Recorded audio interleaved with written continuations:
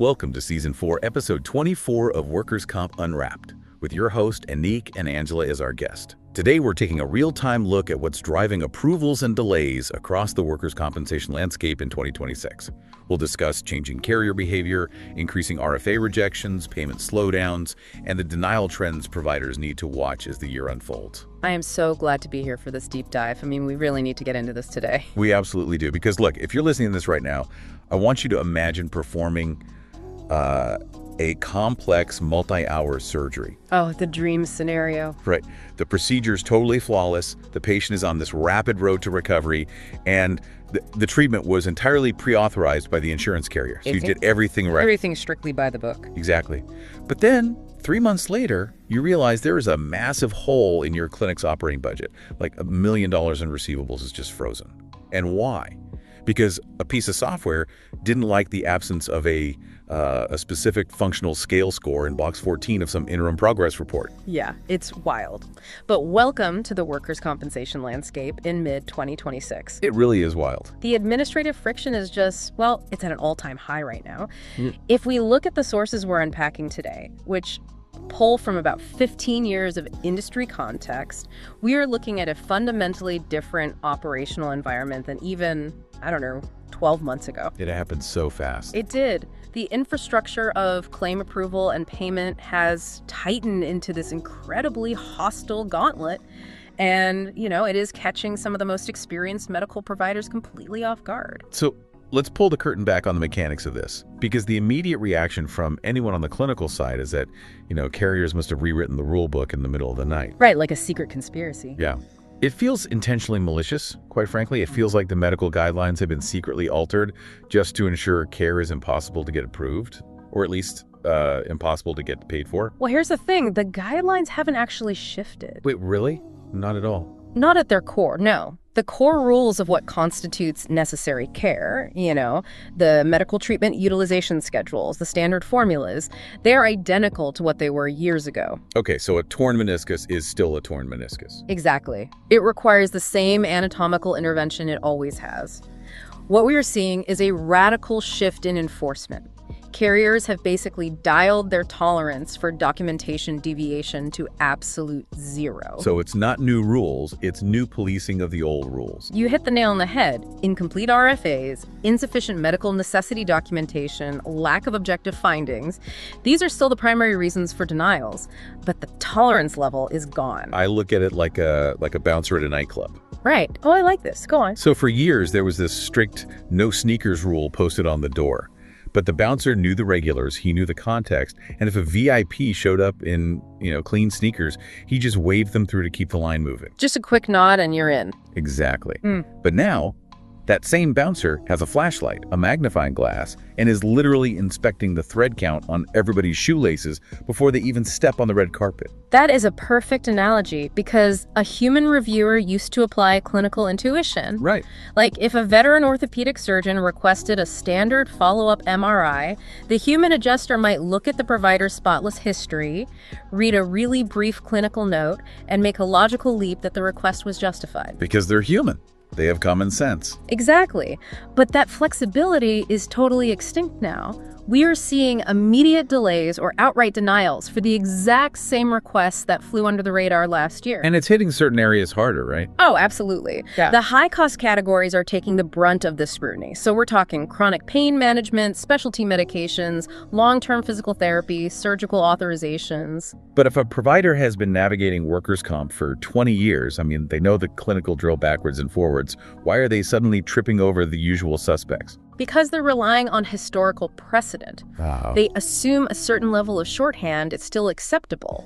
But it can't just be human reviewers suddenly waking up on the wrong side of the bed and deciding to be hyper strict. Right, because nobody has the time to read the thread count on a million shoelaces. Exactly. It isn't humans at all anymore. Okay, so we're talking about the algorithm's gaze here. Yes. The reason every tiny documentation gap is getting caught so efficiently is the massive deployment of natural language processing, or NLP, paired with predictive analytics. So they're not just looking at a single snapshot anymore. No, they are evaluating the broader claim history. They are looking for continuity and consistency across everything. treatment history, functional outcomes, billing patterns, the whole 9 yards. So the software is basically just, what, scanning the doctor's notes for buzzwords? It goes so much deeper than keyword bingo. NLP systems are tokenizing the clinical narratives and assigning mathematical weights to the data. Okay, break that down for me. Mathematical weights. So the algorithms strip out adjectives and look exclusively for quantitative nouns and numbers. Wow. If a doctor writes, the patient feels significantly less pain today and is moving much better, a human understands that as positive progress, right? Sure, yeah. That sounds great to me. But the NLP algorithm scores that exact sentence as a 0. A 0. Because it's entirely subjective. Exactly. It possesses no objective data value. The algorithm can't graph moving much better. It's like carriers stop looking at a single snapshot and start critiquing the entire movie, but only if the movie has subtitles in math. That's a great way to put it. The algorithm wants to see VAS pain scale reduced from 8 out of 10 to 4 out of 10, or shoulder abduction improved by 15 degrees, or patient is now capable of lifting 20 pounds. Concrete numbers. Yes. The automated review acts as this massive sorting mechanism. It scores the incoming documents, and if the quantitative data threshold isn't met, the claim is automatically kicked back. Or it's flagged for a denial without a human ever looking at the clinical merit of the case. Which effectively shifts the entire burden of proof and, well, really the burden of translation onto the provider's administrative staff. 100%. I mean, think about it. You go through 8 years of medical school to diagnose a complex musculoskeletal injury, but your ability to treat it depends on whether your front office staff can feed the right mathematical tokens into an algorithm. It's incredibly frustrating for clinics. And this brings up a huge sticking point in our deep dive today, the request for authorization, right? The RFA. Oh boy. Yes, the RFA paradox. This is where the friction is most acute right now in mid-2026. Because it's the gateway to everything else. Exactly. And there is a deeply ingrained assumption in the medical community that past approval somehow guarantees future approval. Which makes sense logically. It does. If a carrier authorized 6 weeks of physical therapy and the patient is genuinely improving, providers just assume the carrier will obviously authorize the next round, so they submit abbreviated documentation based on that precedent. Right. I mean, if I authorize a mechanic to fix my engine and halfway through he says he needs a few more days to finish the job because the parts are working, I don't pretend I've never met him before. Right. You wouldn't ask for a totally new inspection of the car. I authorize the rest of the work. Why do carriers seem to have a collective 30-day amnesia when it comes to ongoing treatment? It's not amnesia, it's data modeling. You have to look at how the automated systems track the life cycle of a claim, specifically regarding maximum medical improvement, or MMI. Okay.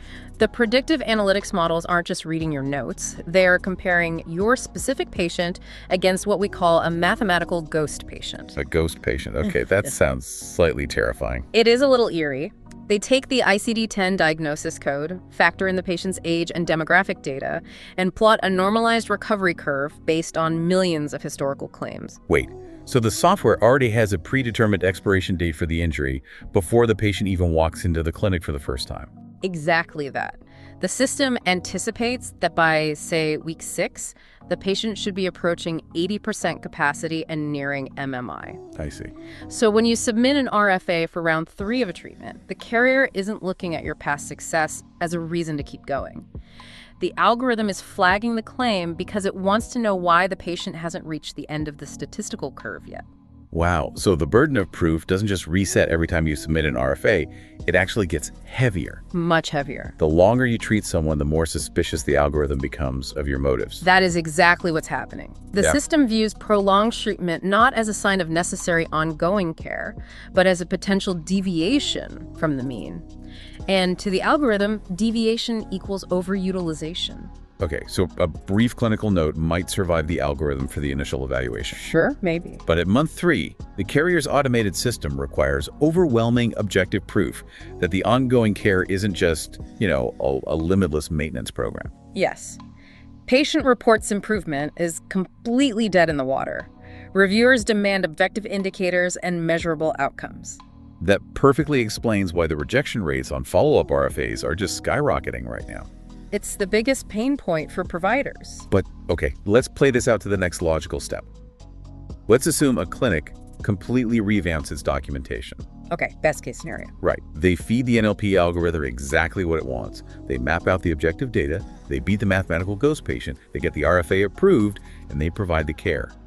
We are in the clear, right? I wish. Because what we're actually seeing is a massive, agonizing delay between that authorization and the actual payment hitting the clinic's bank account. Welcome to payment purgatory. Purgatory is the right word for it. Winning the RFA is only the first battle.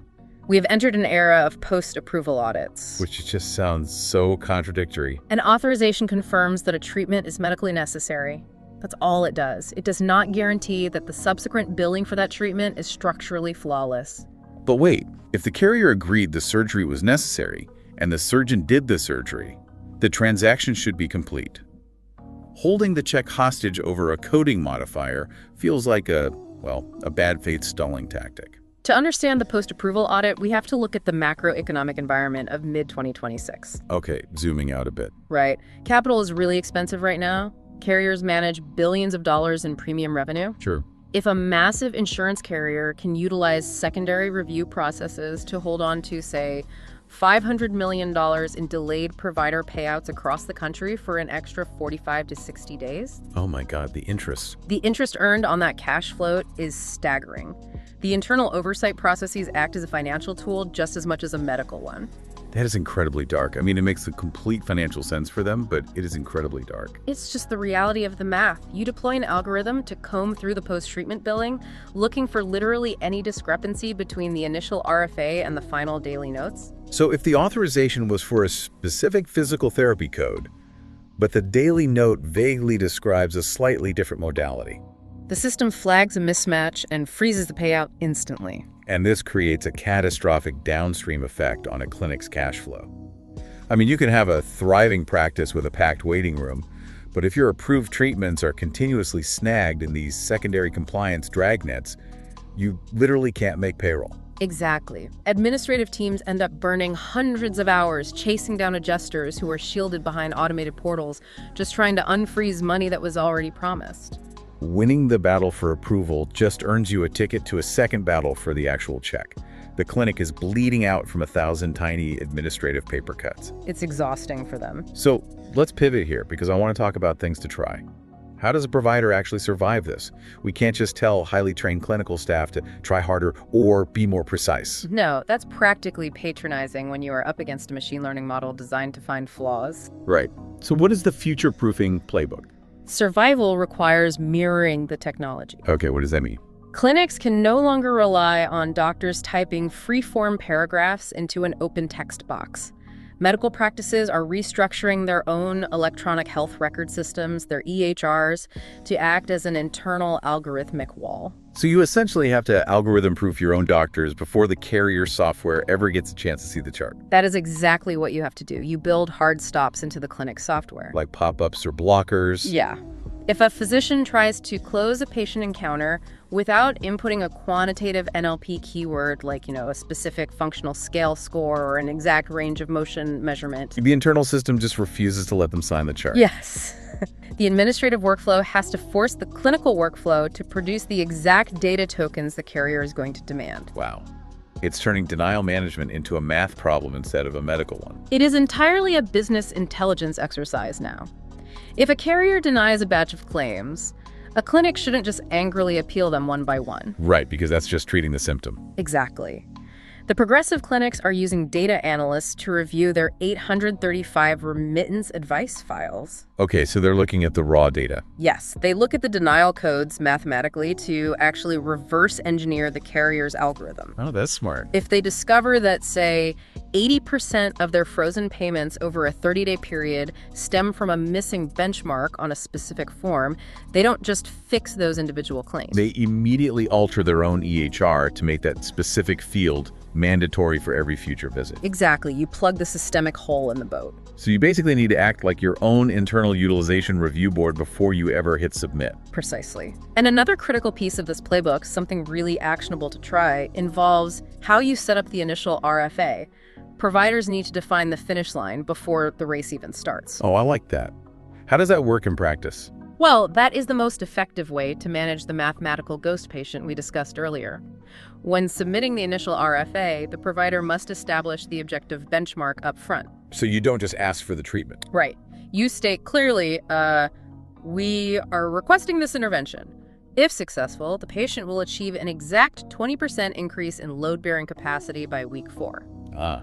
You are giving the algorithm a specific metric to look for in the future. And then every downstream daily note simply validates that specific metric. So the narrative remains totally unified. Exactly. The algorithm sees the promise in May, it sees the numerical validation in June, the data tokens match, and the claim moves through the system without triggering a manual review. Total documentation consistency isn't just about avoiding contradictions. It's about creating a predictable, mathematically verifiable loop of data. You have to make the reviewer's job, or the algorithm's job, as easy as possible. Stepping back from all this, it's fascinating how completely removed this all feels from the actual art of healing a human being. Like, the patient's physical recovery is almost secondary to the digital recovery of their paperwork. It can definitely feel that way. But the biological healing is what the patient experiences. The statistical probability of that healing is what the carrier pays for. Right. Reconciling those two realities is the only way a medical business remains solvent today. Precision really is the difference between approval and delay. So, to pull all of these threads together for you listening at home, we are looking at an ecosystem where the rules of care haven't fundamentally changed, but the enforcement mechanisms have become completely automated and ruthlessly unforgiving. Very unforgiving. Natural language processing and predictive algorithms are reading your charts, they're assigning mathematical value to objective data, and completely ignoring subjective clinical intuition. Carriers are using these systems to scrutinize the duration of care against statistical averages, and they are leveraging post-approval audits to hold on to massive amounts of capital. Which is why you have to adapt your operational workflow. Right. The only viable defense for a medical practice is to restructure its own internal software to force absolute objective compliance before a claim is ever submitted. Fix those workflow gaps now, because it's the only way to thrive in the second half of 2026. Every piece of documentation is a structural pillar of your business's financial viability. It cannot be an afterthought. It is the ultimate test of administrative endurance. But I want to leave you with a final thought to ponder today, something that spins this entire technological shift on its head. Oh, I'm intrigued. We spent this time breaking down how carriers are utilizing predictive analytics to hunt for errors, flag deviations, and deny claims. It is an incredibly sophisticated system designed to punish mistakes. But if this technology is so adept at reading data and identifying patterns, how long before that exact same architecture can be utilized in reverse? What do you mean? Well, if a clinic successfully restructures its EHR and consistently feeds the algorithm mathematically flawless, objective-heavy, perfectly consistent documentation month after month, could they eventually earn an algorithmic trust score? Oh, wow. That is a fascinating idea. Right. Imagine a near-future scenario where, instead of an automatic flag for review, a provider's pristine statistical history triggers an automatic instant approval, like a digital fast-pass lane through the Workers Comp Gauntlet, where the same algorithms causing so much friction today recognize you as a zero-risk entity and just wave you through the door. The architecture to do that already exists. If an algorithm is capable of flagging negative statistical outliers to protect capital, it is entirely capable of identifying positive statistical outliers to reduce administrative overhead for the carrier. Exactly. A system that rewards perfection just as efficiently as it punishes deviation. It's a compelling look at where this cold, calculated technology might actually offer a silver lining. But until that trust score becomes a reality, build those internal hard stops, define your outcomes mathematically, and make sure your documentation leaves absolutely nothing to interpretation. Thanks for joining us on this deep dive. We'll catch you next time. Thanks for listening to Workers Comp Unwrapped. If you found value in today's episode, subscribe and share with fellow doctors. Stay informed and keep making a difference in your patient's care.